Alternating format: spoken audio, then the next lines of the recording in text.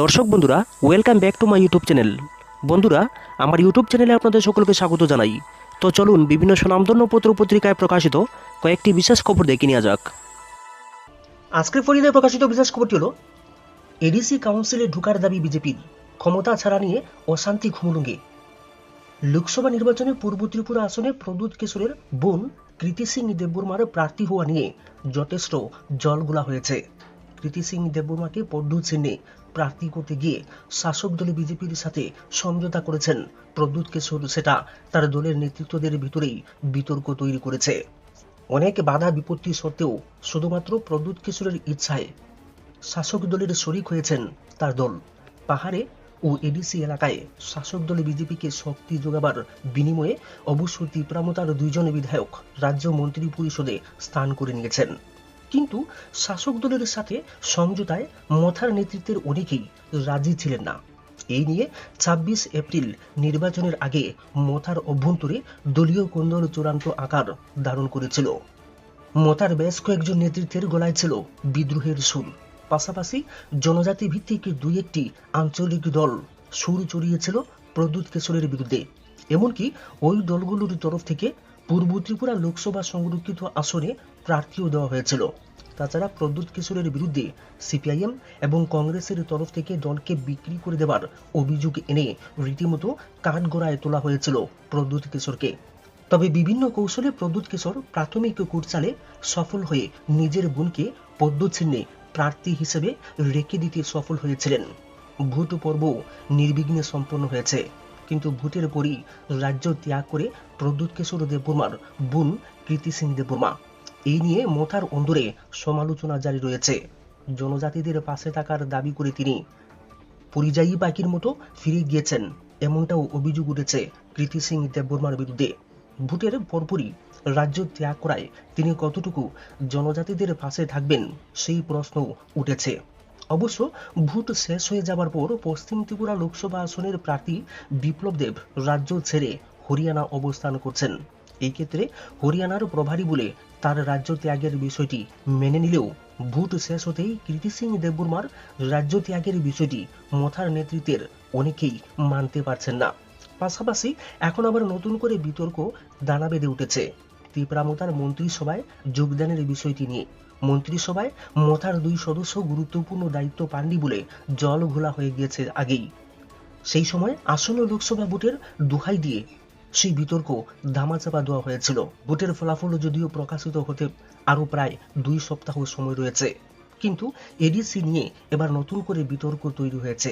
বিজেপির জনজাতি নেতৃত্বের একাংশের ভেতর থেকে দাবি উঠেছে, যেহেতু তীব্রামতা এখন আইপিএফটির মতোই বিজেপির শরিক দল হয়েছে এবং মন্ত্রিসভায় তাদের ২ জন সদস্য রয়েছে, সেহেতু জোট ধর্ম অনুযায়ী বিজেপি এডিসি প্রশাসন অর্থাৎ তীব্রামতার শরিক। তাই এডিসি সরকারে সামিল করতে হবে বিজেপিকেও। লোকসভা ভোটের ফলাফল প্রকাশের পরই এই দাবি জোরালোভাবে তোলা হবে বলে জানা গিয়েছে বিজেপি জনজাতি মোর্চার একাংশ নেতৃত্বের কাছ থেকে। তাদের দাবি, রাজ্য সরকারের মন্ত্রিসভায় যেহেতু মতা শেয়ার নিয়েছে, তাই এডিসিতেও শেয়ার দিতে হবে সংখ্যানুপাতিক হারে বিজেপির এমডিসিদেরকেও। খুমুলুঙ্গে ক্রমশ এই দাবির পালে হাওয়া লাগছে। উল্লেখ্য যে এডিসিতে বিজেপির ৯ জন প্রতিনিধি রয়েছেন। তবে ২-২.৫ বছর আগে বিজেপির জনজাতি নেতা রামপটু জমাতিয়া এবং সাংসদ রেবতী ত্রিপুরার কথা যদি বিজেপি শীর্ষ নেতৃত্বরা মেনে নিত, অর্থাৎ এডিসি এলাকায় আইপিএফটিকে কম সংখ্যক আসন দিয়ে বিজেপি দলের তরফে বেশি প্রার্থী দেওয়া হতো, তাহলে এডিসিতে বিজেপির প্রতিনিধিদের সংখ্যা আরও কয়েকজন বাড়ত। যদিও সেটা হয়নি, কিন্তু এডিসিতে বিরোধী শক্তি বিজেপি। তবে ২-২.৫ বছর আগের পরিস্থিতি এখন আর নেই। এডিসি এলাকায় বিজেপির শক্তি অনেকটাই বেড়েছে। তাছাড়া তীব্রামতা এখন বিজেপির শরিক দল। তাই বিজেপির তরফ থেকে যদি দাবি উঠে এডিসি প্রশাসনে তাদের প্রতিনিধিদের সামিল করার জন্য, সেই ক্ষেত্রে জোট ধর্ম অনুযায়ী তীব্রামতাকে প্রস্তাবে রাজি হতে হবে।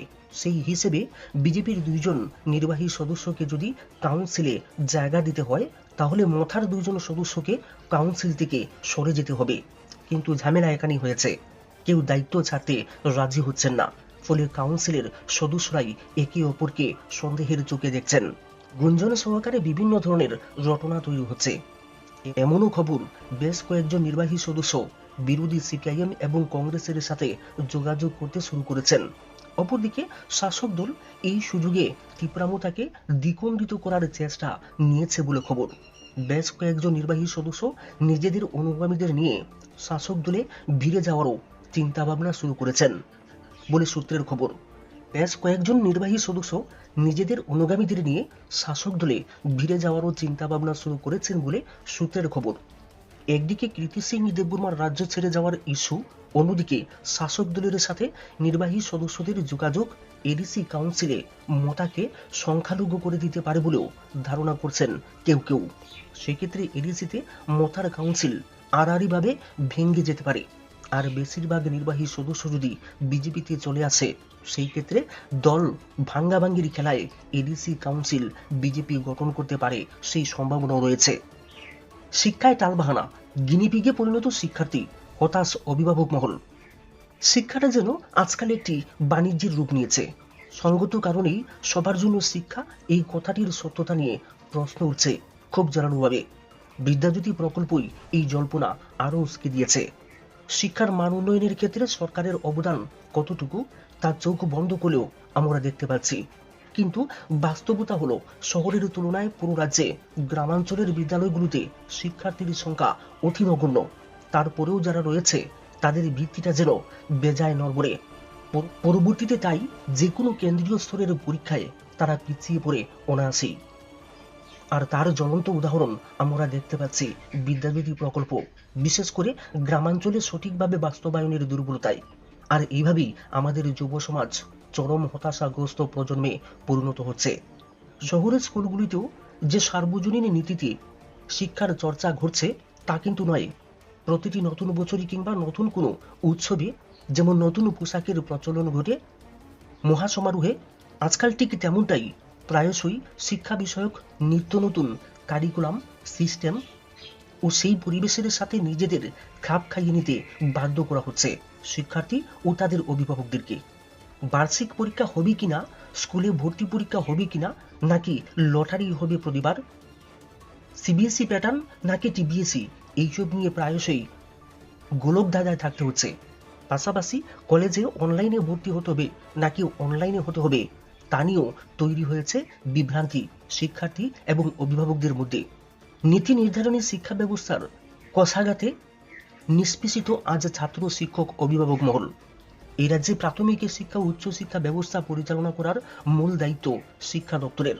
কিন্তু অদ্ভুতভাবে এই শিক্ষা দপ্তর কঠিন সিদ্ধান্ত নিতেও সিদ্ধান্তহীনতায় ভুগছে।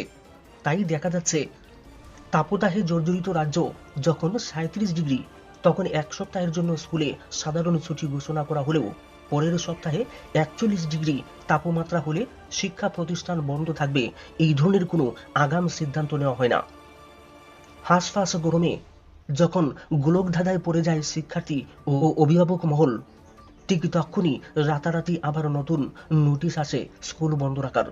রাজ্যে হঠাৎ করে তাপপ্রবাহ শুরু হলে এই বিষয়টাই কিন্তু এবার আমরা দেখতে পেলাম। দুদিন করে শিক্ষা দপ্তরের নোটিশ, 2 দফায় ছুটি বাড়ানো হলো স্কুলের। কিন্তু কলেজগুলোতে ছিল না ছুটি, শুধুমাত্র বাস্তব বুদ্ধির অভাব ও উদাসীনতার কারণে এমন হাস্যকর ঘটনাও ঘটল সরকারের ভাষা অনুযায়ী বিকশিত রাজ্যটিতে। তাছাড়া সিস্টেমও রয়েছে বহু গলদ।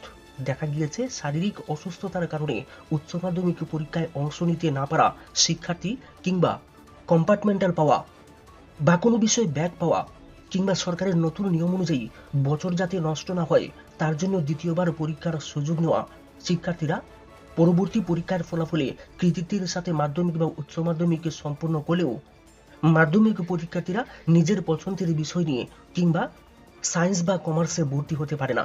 ভিলেজ কাউন্সিলে বিরোধী সক্রিয়তা, মুখছে লোকসভা ফলের। রাজ্যের বর্তমানে ত্রিস্তরীয় পঞ্চায়েতের মেয়াদ শেষ হচ্ছে আগামী আগস্ট মাসের প্রথম সপ্তাহে। আর এই নির্বাচনের প্রস্তুতি এখন থেকেই শুরু করে দিয়েছে সরকার। আগামী 6 জুন থেকে শুরু হয়ে যাবে ভোটার তালিকার কাজ। 24 জুন প্রকাশিত হবে চূড়ান্ত ভোটার তালিকা। এখন অবধি যা প্রস্তুতি তাতে স্পষ্ট, জুলাই মাসে ত্রিস্তরীয় পঞ্চায়েত নির্বাচন সম্পন্ন করে নেবে রাজ্য প্রশাসন সূত্রের খবর। ত্রিস্তরীয় পঞ্চায়েত নির্বাচনের সাথে সাথে গত প্রায় 3 বছর আগে মেয়াদ উত্তীর্ণ হয়ে যাওয়া এডিসির ভিলেজ কাউন্সিল নির্বাচনও করিয়ে নিতে চাইছে সরকার। ইতিমধ্যে বিষয়টি প্রশাসনিক স্তরে আলোচনা শুরু হয়েছে।